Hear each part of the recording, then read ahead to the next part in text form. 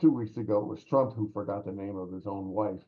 And I think that issue that Trump, who's only a few years difference from Biden, always talking about this or that actually is going to bite Trump because anybody that follows politics, and that's a few of us in America, you watch Trump and he's getting all confused at the various rallies.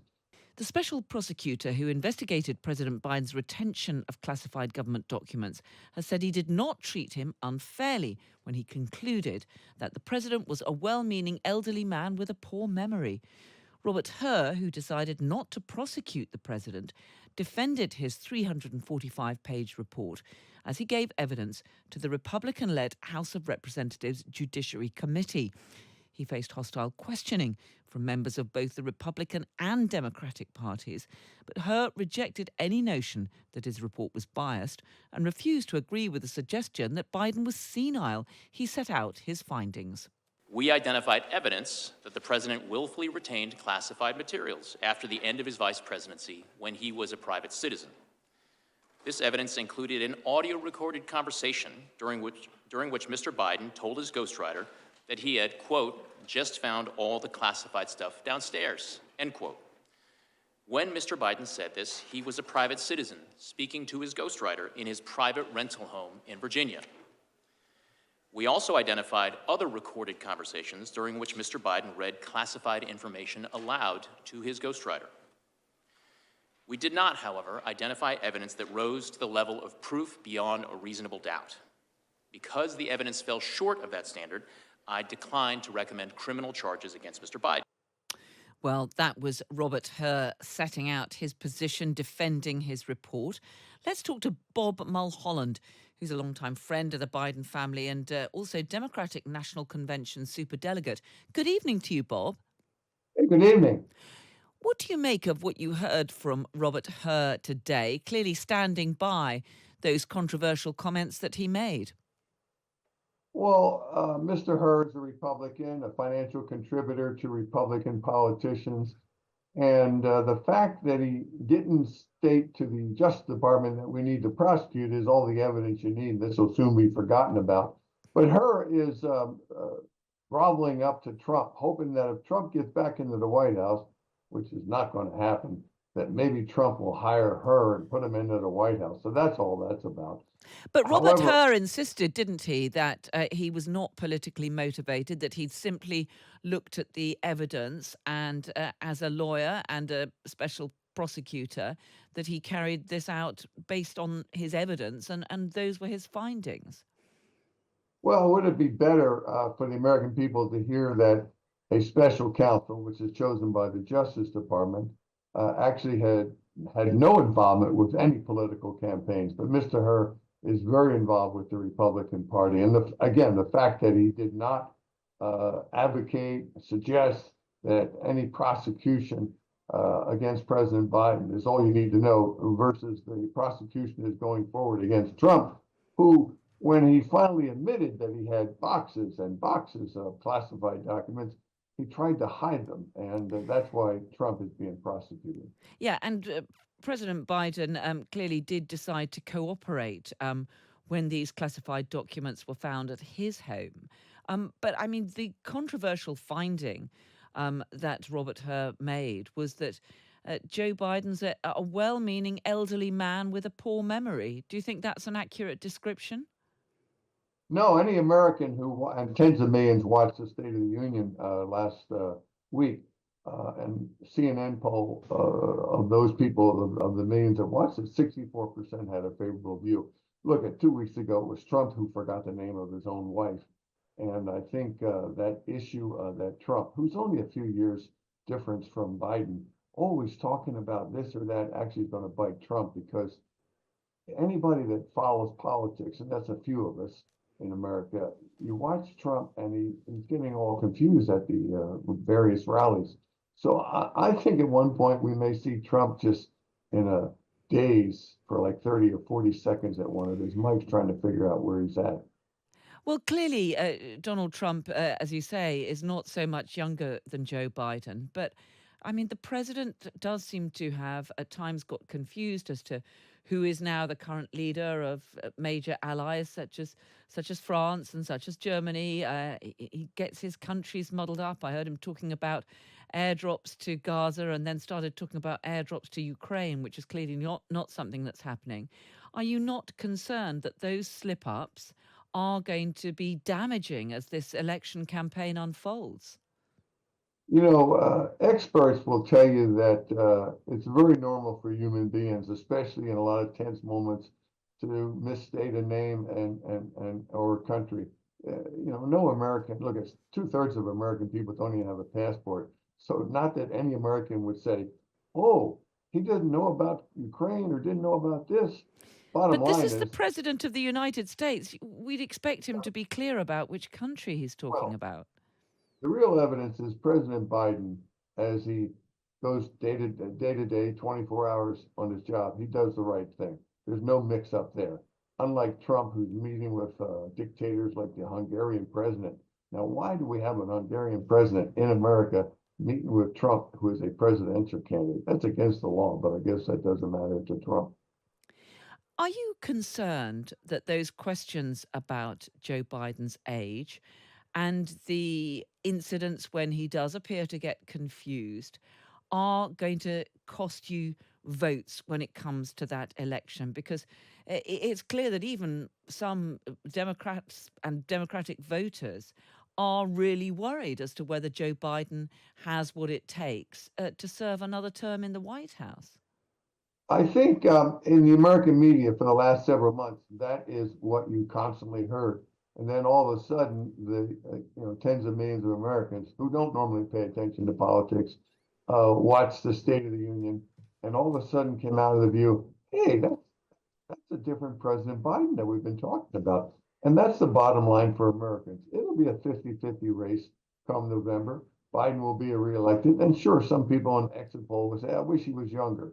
But there's a lot of women in America who wake up in the morning, look at their husband and says, geez, I wish I had somebody better, like my mother told me. You've known Joe Biden for quite some time. Do you think he is really showing signs of his age? I think we're all showing signs of age. Ask a 25-year-old if they can do the same physical things as a 21, they'll say no. But the key here is this president has been around politics. He understands America. He understands world situation, whether it's wars going on in Ukraine and Gaza or some of the other things we're facing with China. That's the one I want as president, and I think the majority of the American people will conclude that by November 5th.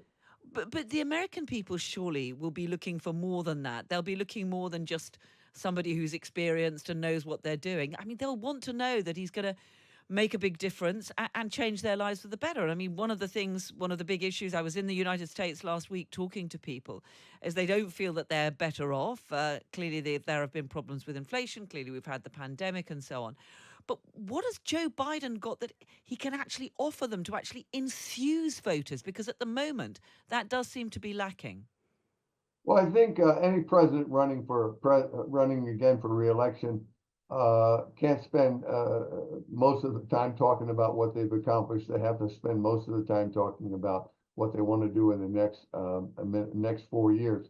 And in the case of President Biden, Great Britain, Japan, Germany are all in a recession. Because of President Biden, America is not in a recession.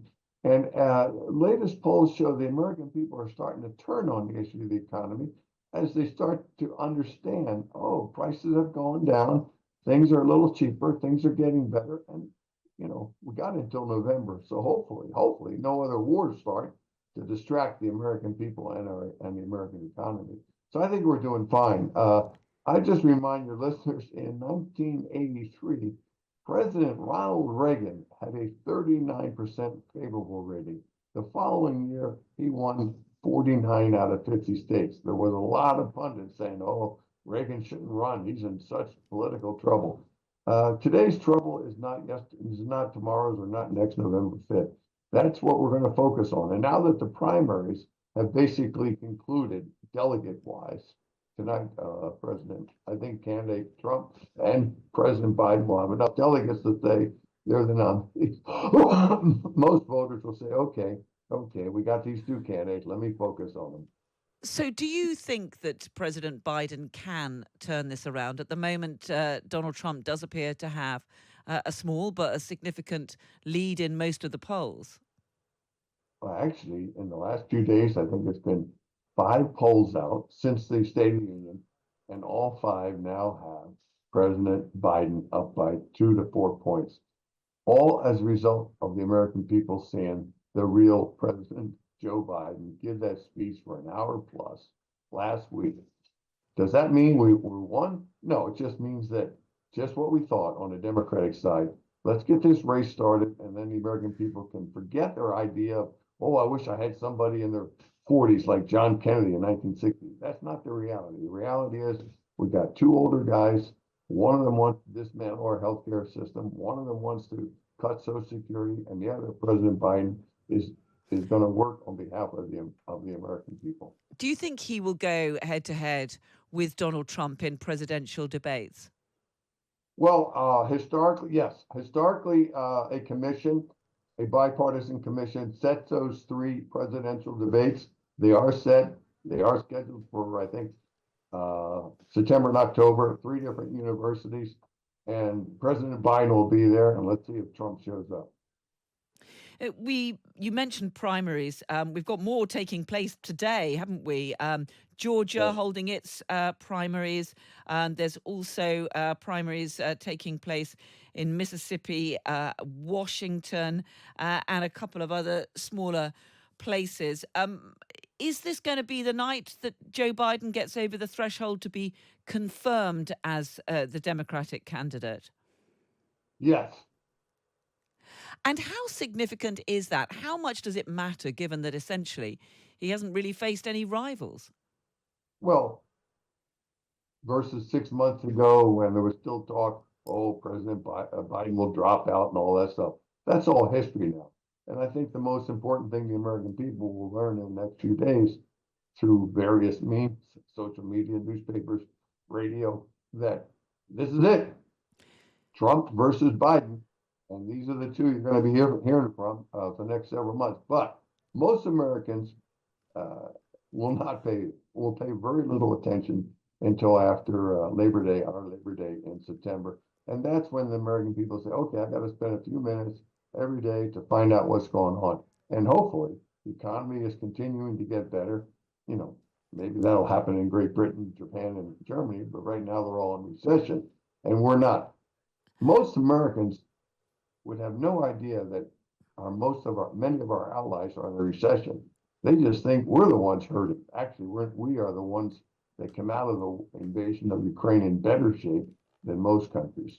What about I was in the United States for Super Tuesday last week, and we did have, particularly in certain states such as Michigan, that uncommitted vote campaign, and these are groups of voters who are registering their protest at President Biden's policies on the Israel-Gaza war. They want Joe Biden to stand up much more robustly to Benjamin Netanyahu, to do much more to get aid into Gaza. Are you concerned that that vote, and we've seen it starting in other US states as well, that could mean that some potential Democratic supporters stay at home, and that in a tight race, that could be really significant for Joe Biden? And third-party candidates could be significant impact on either of these candidates or both of these candidates. Well, I think President Biden and the Democratic leaders around Washington, D.C. have all said that these people who might be complaining about this or that need to be listened to. But not everybody who votes for uncommitted means it's about Gaza. No, I think one race Obama was running, the state voted 40% uncommitted. And uncommitted is historical thing back from the 50s and 60s when governors of states got a huge majority of uncommitted, and then they go to the national convention and say, okay, let me see who I can cut a deal with, and then I'm going to release all my delegates. In this case, obviously Gaza has taken up some of the news, but just in one state, I think it was 13.5% uncommitted for Biden, but the previous time for the Democrat was 11%. So not really much change. But those who are complaining about Gaza you don't hear much of criticism of Hamas. Well, they get a lot of media attention. Obviously, the person who's complaining about drugstore prices might vote uncommitted, but they're not getting any media attention. And it is March. Let's hope the Mideast is resolved long before November for the people of Gaza, the people of Israel, and the American public taxpayers. Bob Mulholland, Democratic National Convention super delegate and a longtime friend of Joe Biden. Really good to speak to you. Thanks so much for joining us, Bob. Okay. See you soon.